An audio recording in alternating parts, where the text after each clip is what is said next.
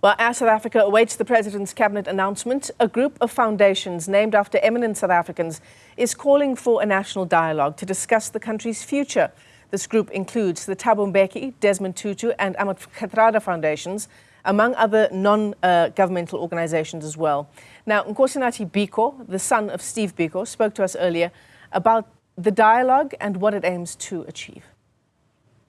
The purpose of the national dialogue is to develop a common vision, and through our collective agency, 1, intervene to bolster our substantive democracy, 2, recalibrate our developmental trajectory, and lastly, reorientate our nation towards the attainment of our deferred dream as we look forward to the next 30 years and beyond.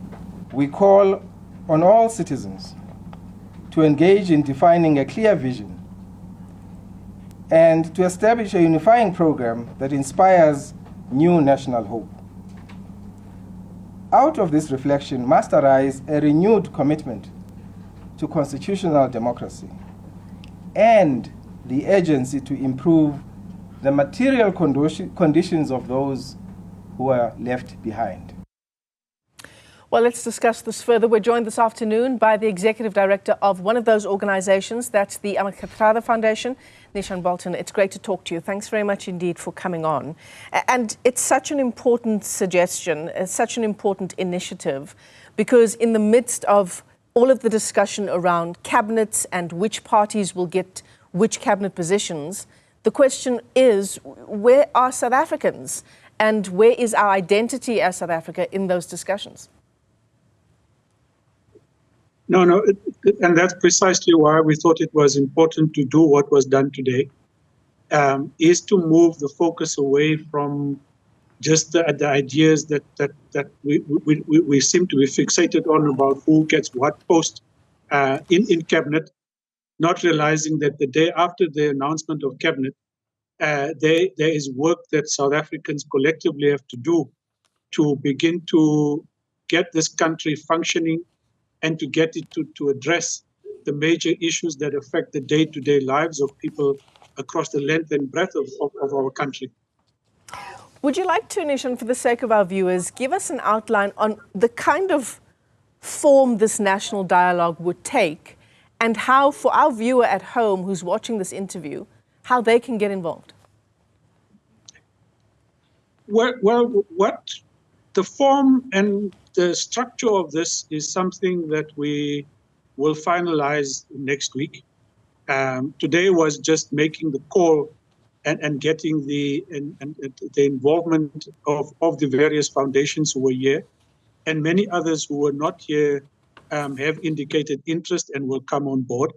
And the technical details of how this will work out, I think, will be announced in due course. Mm-hmm. But I think what the core of the message today was that in almost every street across the length and breadth of our country, people are concerned about what's happening, but are also organizing themselves to deal with the issues that they deal with. And all that a national dialogue process is meant to do is to tap into the energy that already exists in each and every street and every community, but to get it to focus on the issues of the country. Mm-hmm. And to find the solutions that resides in the wisdom of South Africans collectively, and ensure that those solutions and ideas are encapsulated into a broad plan that hopefully would be the kind of plan that the government will buy into, probably would be aligned to the National Development Plan in many particular ways, and then work out how that gets broadly implemented. So even though people have voted and the vast majority didn't vote, it doesn't mean that their views don't matter. Their views will matter in a properly structured dialogue process, but it's a dialogue that mustn't end in terms of just a document. It's a dialogue that must lead to action and must lead to commitment by all of its constituent members, and that will come further down the line. So without knowing all of the full details, my sense is that the dialogue process will attempt to reach out to each and every South African directly and through all of the communication channels that are available today. I imagine, Neeshan, that this is something that would require in some ways the buy-in of government. Would you agree on that? Absolutely. Without the buy-in of government, this thing can't work. And what you don't want is a situation where people have developed ideas, have great ideas and plans for what the country needs to be, and find that government is not receptive to it. I think the beauty about a government of national unity is that there's a diversity of political voices, and I'm sure that they themselves will recognize that there would be a need to work with a wider society outside of political parties. It is already encapsulated in the statement of intent of the government of national unity. The president has made similar calls, and I think most other leaders have made similar calls across the length and breadth of society. I mean, it's something that I think many people will perhaps question around the parties involved in the government of national unity and other parties as well, whether they themselves have had such a national dialogue, you know, to outline what it is in a context where we're stagnating to this extent in terms of economic growth. Not only should we be talking about which positions we'll occupy in cabinet, but rather we should be talking along the lines of this theme of a national dialogue, right? How do we line up in terms of the needs of our country and our reaction to those needs? I'm talking about political parties now. Well, the interesting thing about a government of national unity is that the members or the parties in the GNU are going to have to go through a process of finding common ground themselves.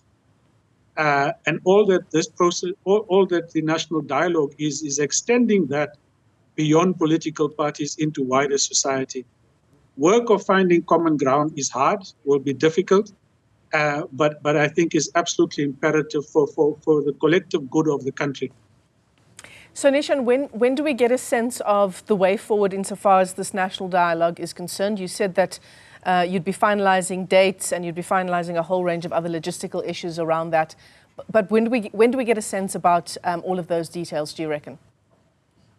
My sense is that would be in the matter of weeks, that the constitution of the members of this National Dialogue Initiative will be finalized and its operational details will become clearer.